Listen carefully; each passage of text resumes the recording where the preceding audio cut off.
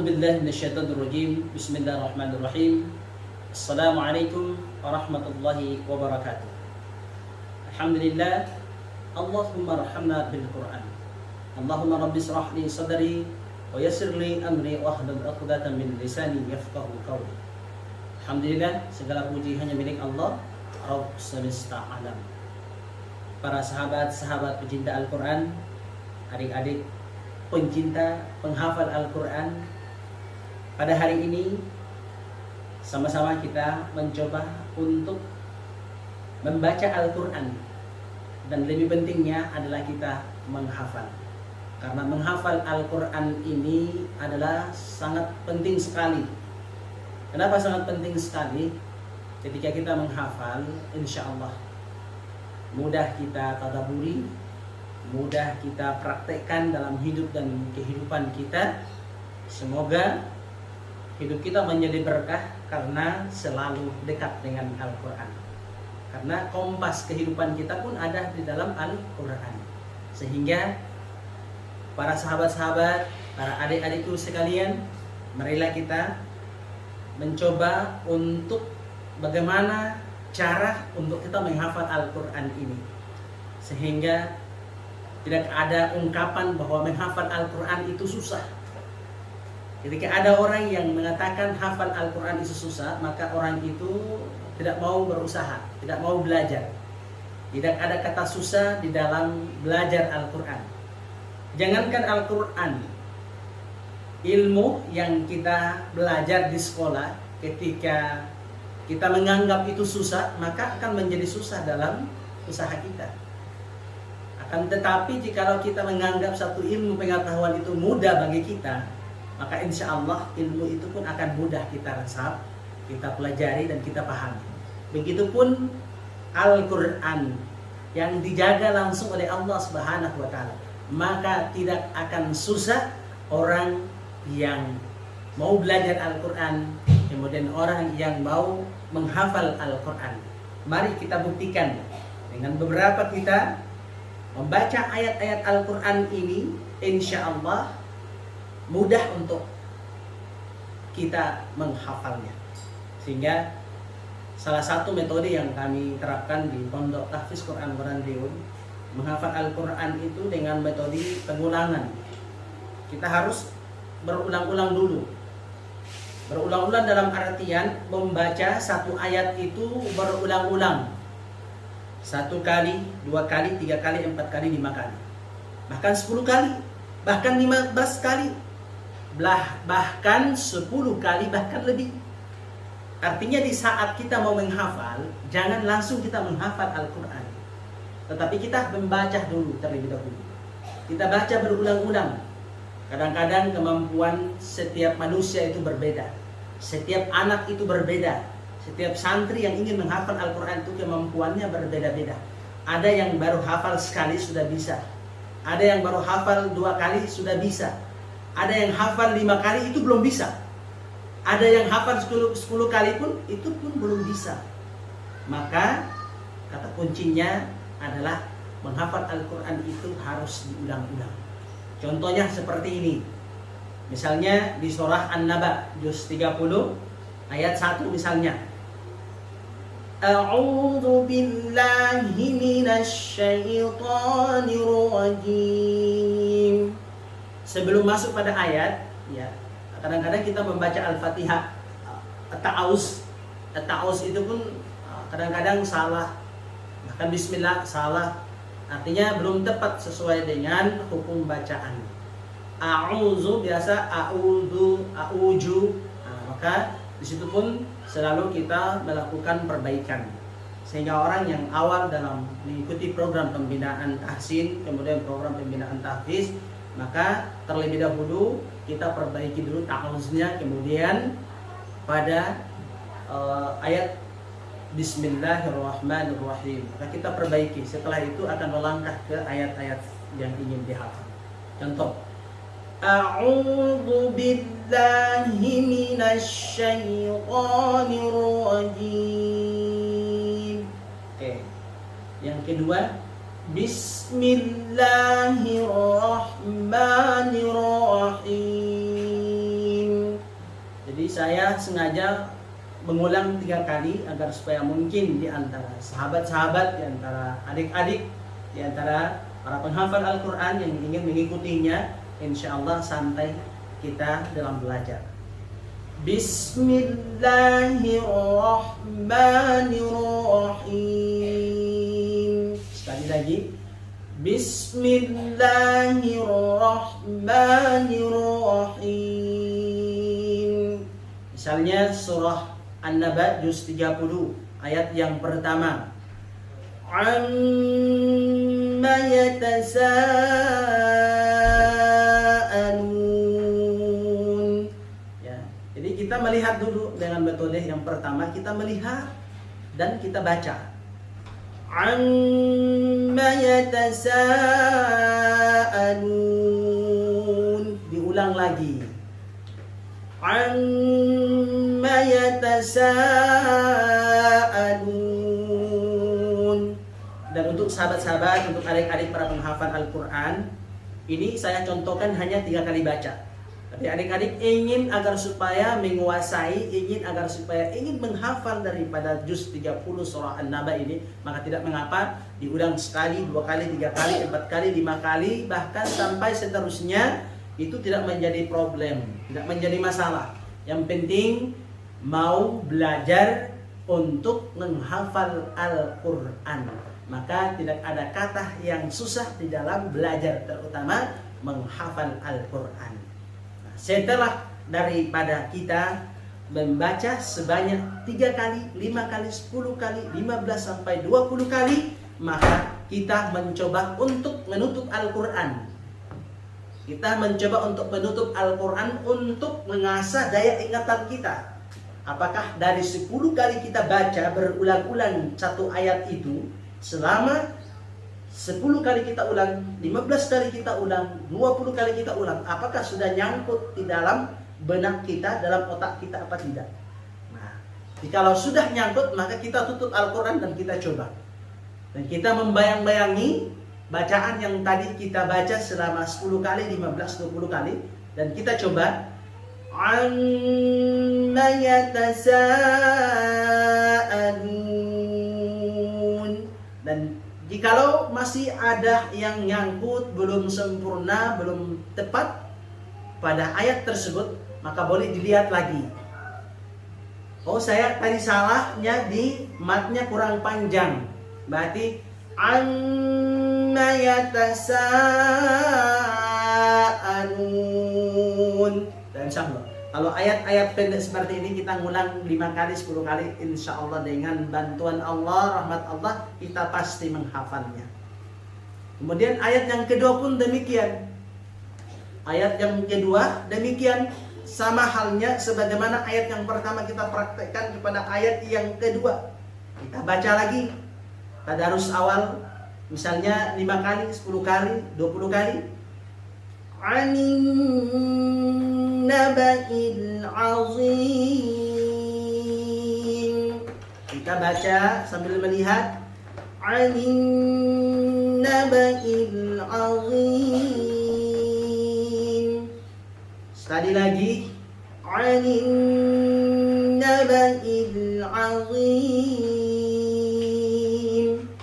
Jikalau misalnya sudah 5 kali, 10 kali, 20 kali, kita tutup lagi Al-Qurannya. Ya, kita tutup lagi Al-Qurannya. Coba kita manfaatkan daya ingatan kita. Anin naba'il azim.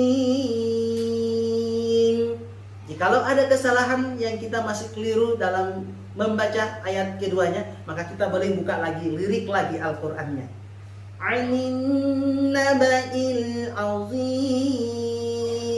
Kemudian sambil kita tutup lagi, kita menghayal, kita sambil memperkuatkan hafalan kita, sebagaimana kita membaca dari 10 kali, 20 kali, kita ulang lagi. Anin naba'il azim. Dan alhamdulillah kalau sudah hafal, seperti itulah penerapannya. Dari ayat 1, ayat yang kedua, ayat yang ketiga, sampai seterusnya, sampai surah An-Naba 40 ayat ini kita hafal dengan metode yang sama, jangan terburu-buru. Banyak orang yang menghafal Al-Quran gagal dalam menghafal itu karena dia ingin cepat-cepat untuk menghafal Al-Quran. Dia buka Al-Quran, kemudian langsung gas 45, kencang dia menghafalnya. Hafal anna yatasa'alun 'anin naba'il 'azim. Baru 5 ayat saja udah pusing 7 keliling. Artinya bahwa dia ingin cepat-cepat menghafal tetapi tidak memperhatikan. Jadi metode yang kita gunakan ini metode yang santai, karena kalau 1 hari kita bisa menghafal 1 ayat, maka 1 minggu 7 ayat, maka dikali 1 bulan 4 minggu, maka kita bisa menghafal 30 ayat dalam 1 minggu. Ini metode yang sederhana. Karena ada lagi metode yang menghafal Al-Quran semudah tersenyum, metode dengan one day one ayat. Metodenya banyak sekali, mengaktifkan otak kanan untuk menghafal. Banyak sekali, tapi dengan kesederhanaan kita hanya memakai metode kita tadarus berulang-ulang kali 1 ayat. Setiap ayat kita sepakat dan kita bisa mengetahui kemampuan kita. Misalnya ayat 1 saya ingin hafal dalam hitungan 5 kali pengulangan, itu saya sudah bisa menghafal. Kemudian yang kedua, ketika saya menghafal, saya baru bisa menghafal sampai kepada pengulangan yang ke-10 kalinya. Ini masing-masing daripada anak tersebut. Kita anak itu punya kemampuan hafalan yang bagus, maka insya Allah 1 kali, 2 kali, 3 kali itu sudah menghafal. Tetapi anak-anak yang masih keterbatasan daripada kecerdasannya, dia ingin mau menghafal, yang tadinya tidak dari pesantren, yang tadinya hanya sekolah SD, SMP, SMA biasa, pada saat ingin menghafal Al-Quran, masuk ke dunia pesantren, dia tidak bisa bersaing dengan teman-teman yang lainnya, tapi dia bisa menghafal Al-Quran karena dia bersabar. Dia bisa menghafal 1 ayat walaupun berlama-lama, 2 kali, 3 kali, 5 kali belum bisa hafal, 10 kali belum bisa hafal, dia memacu lagi semangatnya dalam murojaah, mentahsin, membaca pengulangan itu sebanyak 15-20 kali, bahkan sampai lebih, insya Allah. Dan lama-kelamaan akan menjadi terbiasa. Bahkan dengan keterbiasaan seperti itu pun 2-3 kali menghafal pun untuk anak-anak yang susah menghafal, ketika dia sudah terbiasa, maka 2-3 kali dalam membaca, melihat dan membaca ayat yang ingin dihafal, insya Allah Allah Subhanahu wa Ta'ala merahmatinya dan dia bisa membaca Al-Quran, bisa menghafal Al-Quran semudah yang tidak dibayangkan. Ketika Allah berkehendak dengan ucapannya kun fayakun, maka insya Allah walaupun otak kita yang keras seperti apapun, insya Allah akan dimudahkan oleh Allah Subhanahu wa Ta'ala karena kesungguhan kita. Alhamdulillah, para sahabat, para adik, para penghafal Al-Quran yang dirahmati Allah Subhanahu wa Ta'ala, dan ini juga tidak kalah penting. Sebelum kita ingin menghafal Al-Quran, maka yang pertama adalah menyucikan diri kita. Kita wudhu terlebih dahulu, kemudian kita bermunajat, berdoa. Kalau ada yang bisa sholat 2 rakaat untuk memohon ampun kepada Allah agar supaya Allah mempermudahkan untuk dalam menghafal, insya Allah Allah akan memberikan kemudahan. Kemudian yang dia berdoa dengan doa Allahumma rabbis rahli sadri wa yassirli amri wahlul 'uqdatam min lisani yafqahu qawli. Ini doa juga sangat mustajab. Doa ini Allah Subhanahu wa Ta'ala ajarkan kepada Nabi Musa alaihi salam, sehingga lisan kita ini dimudahkan oleh Allah Subhanahu wa Ta'ala. Semoga bisa lancar membaca Al-Quran, lancar menghafal Al-Quran. Kemudian banyak sekali doa-doa yang diajarkan oleh para ulama-ulama kita, oleh baginda Rasulullah SAW. Doa kemudahan, Allahumma la sahla illa ma ja'altahu sahla wa anta taj'alul huzna idza syi'ta sahla. Kita memohon kepada Allah untuk segala kemudahan yang kita ingin raih, kita ingin dapat. Semoga dengan Al-Quran yang kita hafal ini dipermudahkan oleh Allah Subhanahu wa Ta'ala.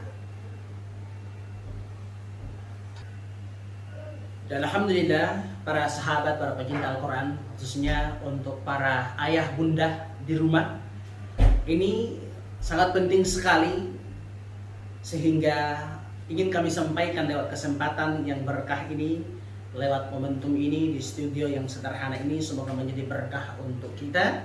Karena yang pertama, konsisten dan istiqomah dalam membina anak-anak ayah ibu sekalian, ayah bundaku sekalian, karena terutama dari menghafal Al-Quran.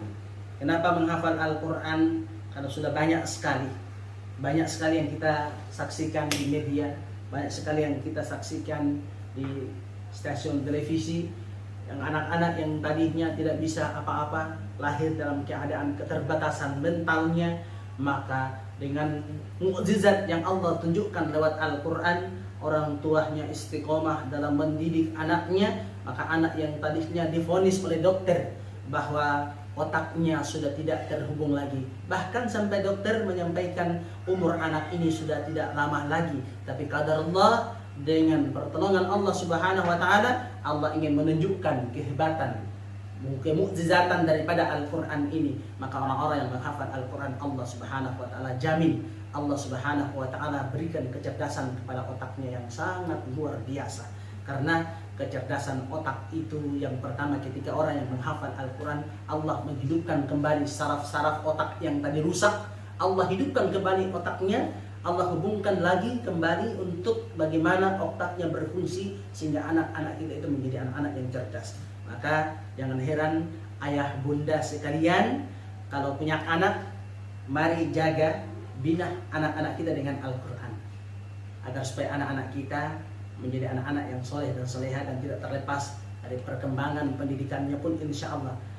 Lewat mukjizat daripada Al-Quran, kalau ayah bunda konsisten dalam mendidik anak-anaknya atau memasukkan mereka ke pesantren dengan program tahfiz, insya Allah anak-anak ini akan mendapatkan pengalaman pendidikan yang sangat luar biasa, karena Al-Quran memberikan jaminan kepada orang-orang yang senantiasa menghafal Al-Quran. Bahkan bukan di dunia, hatta di akhirat kelak nanti Allah akan memberikan ganjaran pahala yang sangat besar, khususnya untuk kedua ibu bapaknya.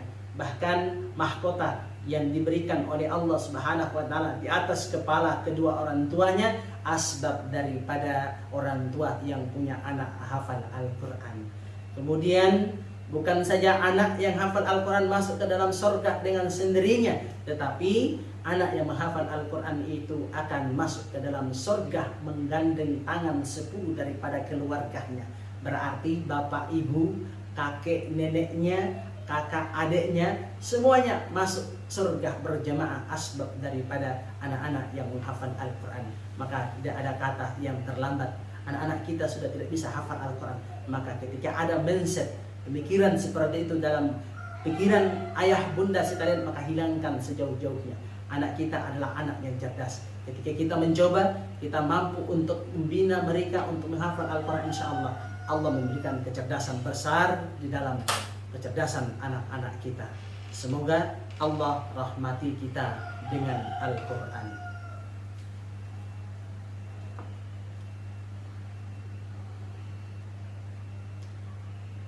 Alhamdulillah, cukup sekian yang dapat kita pelajari pada hari ini di studio Gorandiun. Mari sama-sama kita dukung channel Dai Gorandiun dengan program pembinaannya di studi Gorandiun ini. Semoga menjadi berkah yang menjadi amal jariah. Jangan lupa like, comment, and share sebanyak-banyaknya, dan jangan lupa subscribe-nya agar menjadi berkah. Bukan saja ilmu yang didapatkan, tapi ada feedback-nya, ada sedekah daripada subscribe dan di-share channel ini. Semoga bisa bermanfaat untuk orang lain. Terima kasih. Akhirul kalam. Assalamualaikum warahmatullahi wabarakatuh.